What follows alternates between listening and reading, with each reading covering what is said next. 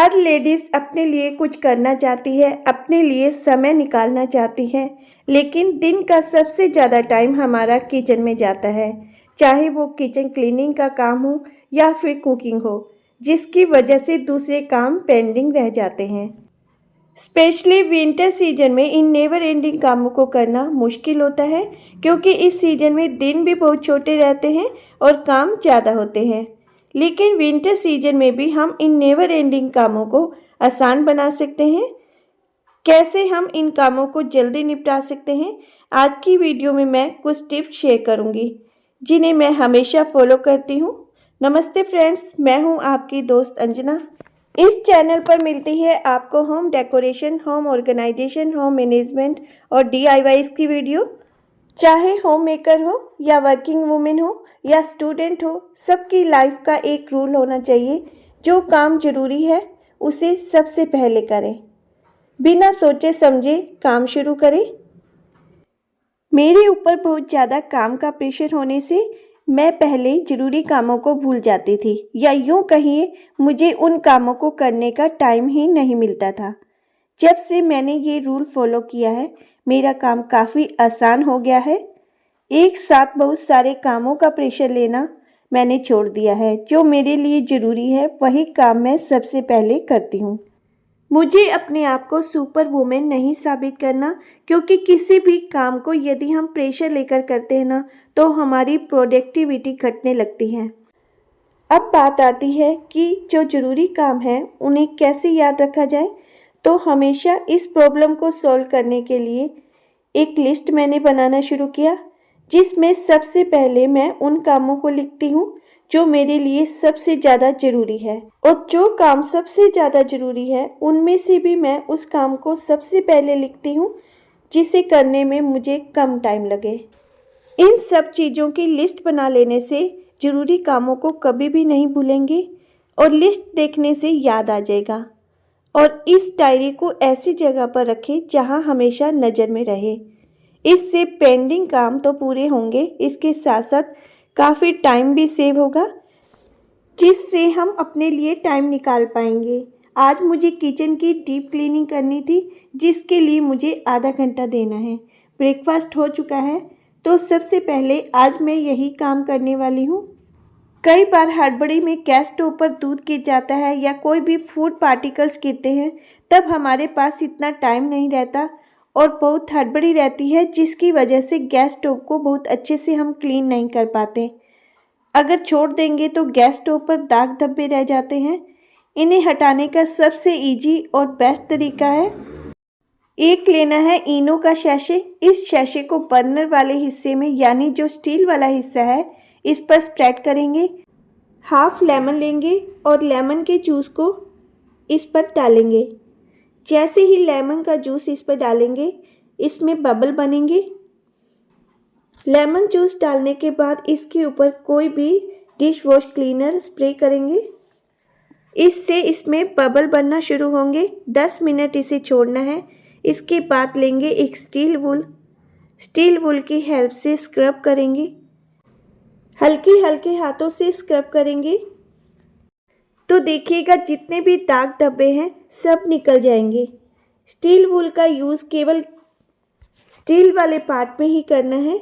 जो ग्लास वाला पार्ट है उसमें स्टील वूल का यूज़ नहीं करना है। ग्लास के लिए सॉफ्ट स्क्रबर का यूज़ करेंगे। गैस स्टोव को वैसे तो हम हर रोज़ क्लीन करते हैं, लेकिन इस तरीके से हम वीक में एक बार क्लीन कर सकते हैं।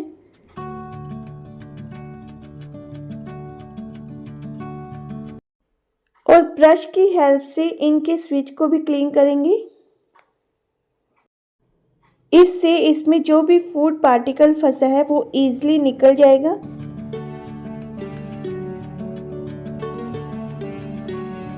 स्क्रब करने के बाद एक स्पंज वाइप को गीला करेंगे और इस गीले स्पंज वाइप से पूरे गैस स्टोव को पोंछ देंगे।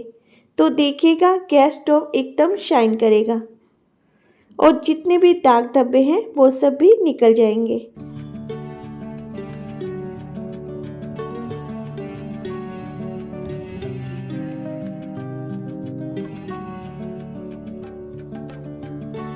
यदि कुकिंग करते समय एप्रन का यूज़ करते हैं तो एप्रन को हमें ऐसी जगह पर रखना है कि जब भी ज़रूरत पड़े तुरंत हमें मिल जाए, नहीं तो एप्रन को ढूंढने में ही सारा टाइम निकल जाएगा।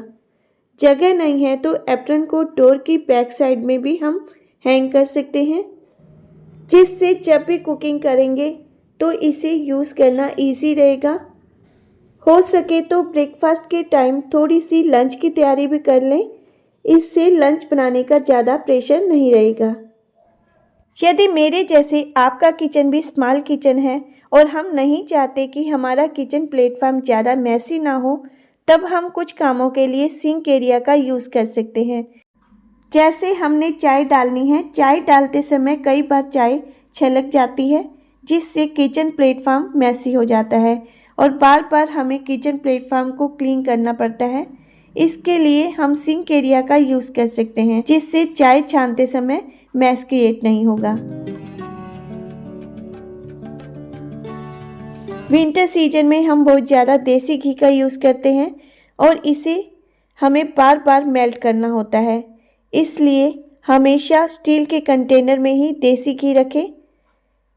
ग्लास या प्लास्टिक के कंटेनर में घी ना रखें, नहीं तो घी को मेल्ट करना मुश्किल होगा। जब भी गर्म करना हो, स्टील के कंटेनर को हम ईज़िली गर्म कर सकते हैं।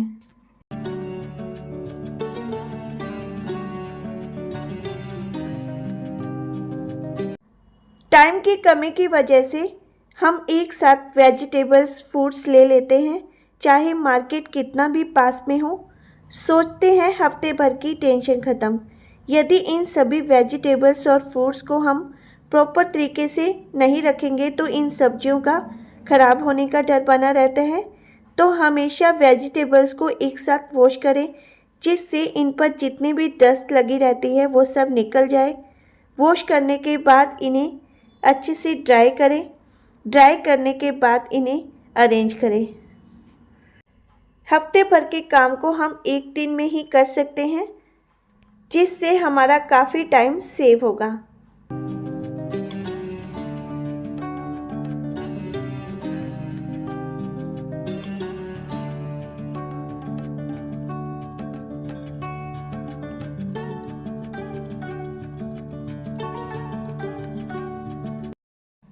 विंटर सीजन में दही जमाने की भी दिक्कत रहती है। दही जमाने का मेरा तरीका अलग है। सबसे पहले मलाई के साथ ही मैं दूध को गर्म करती हूँ। दूध को इतना गर्म करना है कि जब दूध में फिंगर डालें तो थोड़ी देर के बाद फिंगर को हमें हटाना पड़े, यानी विंटर सीजन में दूध थोड़ा सा हमें ज़्यादा गर्म रखना है।